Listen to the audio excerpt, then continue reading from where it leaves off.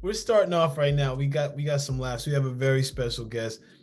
We have a lot of special guests, and this guy, the Highness, Mr. Neale Donald Walsh. Mhm. We're happy to have you here on the More Than Black and White podcast. Let me ask you a question. Sure. Speaking of black and white, Yes. who was the first white program director of an all-black radio station in America? I'm gonna say it's you. Exactly right. Yeah. Bing, bing, bing, bing, bing, bing. I made radio history. By becoming the first white program director of an all-black radio station in America. It was WEBB in Baltimore. That's great. And listen, before we do anything, I want to hear about what it was like, the radio host piece. Cause like, talk to us about how that all came about, man. You know, the time I was 13 or 14 years old, I always wanted to be on the radio. I don't know why, but in those days we didn't, when I was a child, we didn't have television. Yeah. Got I it. mean, television wasn't really commercially available to the average family until the very late 40s and the very early 50s, 1953, 54, somewhere in there. But I had my childhood in the 40s and in the early 50s, and so I was listening to the radio, and I loved it, and I always wanted to be a radio announcer. So you know what I would do, Paul? I would sit in my bedroom, pick up the evening newspaper. My dad, was obviously subscribed to a newspaper. We got the paper delivered at our front door every night. I'd pick up the paper and I would read it out loud in my bedroom as if I was doing a newscast.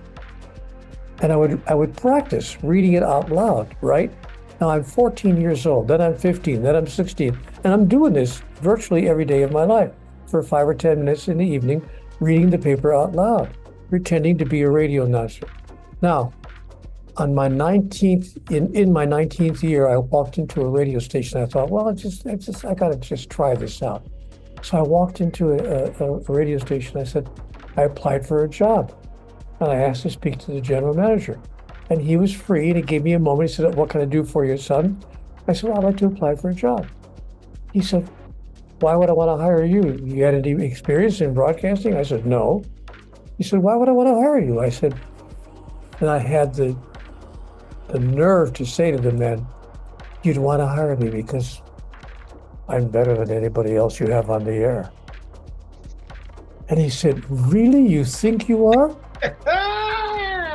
So he gives me a piece of copy. He gives me a piece of copy. He says, read this. And I read the copy right in front of him. Like I'd been on the radio for 10 years because in my bedroom I had been. You have been, right. You got the reps. And he said, you know what? You're not better than anybody we have on the air, but you're pretty good. He said, I'll keep you in mind should we have an opening. And sure enough, talk about these things that happened, within 3 months, they had a guy who was moving on to a bigger station and they had an opening. And he called me. And I had a job. So I had a job in broadcasting when I was 19 years old. I mean, I was being paid, and I couldn't believe it. I couldn't even take the check from the guy. He would hand out the checks to his employees once a week, Yeah. And I was getting paid. I would sit there and say, 20 after 4 o'clock, 45 degrees outside, KCMX, like 102. And the guy would give me money for that. and he said, you know what? He said, I can't believe. He said, you never even look at me when I give you the check. You always look away. Why? I said, I can't look you in the face and take money for this. That's so wild. So that's how I got into broadcasting. And I was on the air at radio stations in the Deep South as well. Yeah. Interestingly enough, at WORD in Spartanburg, South Carolina, and other radio stations. And then I got hired, as I said, at Web Radio in Baltimore. And so, I spent 17 years on the air. Wow. Until I wound up being a nationally syndicated radio talk show host on a national syndication called the Talk Radio Network, TRN, Talk Radio Network, and I was syndicated across the country. But not as Neale, I should say, you should know, not as Neale Donald Walsch. I had an air name. I had a radio name, which I used from the time I was 19. My radio name, my broadcast name was Bob White. Bob White. Yep. Boy. So I called myself Bob White. That is wild. What did you guys talk about? What did you guys talk about on the air? Yeah. Oh, on the talk show, everything you could imagine. Yeah. Politics, religion, I mean, everything you could possibly imagine, everything people would bring up. But usually the day's news, when you're doing talk radio every day, people would call in to talk about, whatever's in the news that day. Whatever's going on, they would say, whatever is a political development or whatever it might be, a major accident that occurred in the city or whatever it was, they would call you and ask you about it or what you thought about it. They would share their opinions about it. And then you would have a regular talk on the air. And so that's what I did. I was a host of a nationally syndicated talk show. That's so awesome. That's really cool. I had a great time. I really enjoyed it.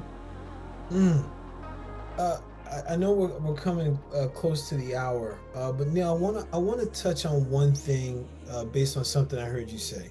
When you were talking about growing up, you were talking about how much you loved the radio, and that I was hearing like it kind of sparked you wanting to do that. But as you look at those times when really there was the radio for entertainment, compared to now where there's a plethora of data and things coming at us, what would be your words to help people connect to God despite the information age, man?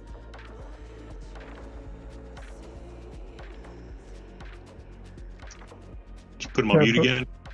Yeah, I did. I was like, no.